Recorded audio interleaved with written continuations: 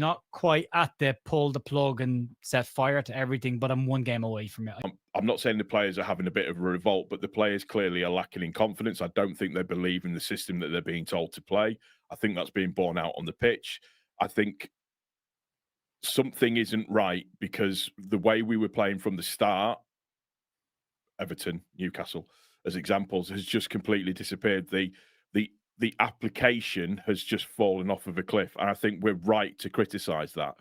And yes, you can criticise the team, you can criticise Farke, you can also criticise the board. As was said today by Graham Smith, the meshing of the recruitment versus the playing style no longer meshes. They're not the same. What they were brought in for is not what they're doing. Not quite at the pull the plug and set fire to everything, but I'm one game away from it. I think if we see a similar performance against Aston Villa, and I'll clarify what I mean by that.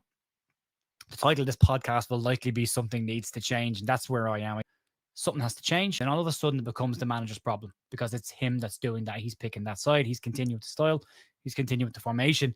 And if he continues to do that, then he becomes the problem. And at that point, if you're not willing to change something to give this side a chance of staying in the Premier League, because I, for one, I'm not willing to throw the towel in after 11 games and say we're relegated. We can still fight for this. And Leeds United are a club that have always fought, and that should be continued.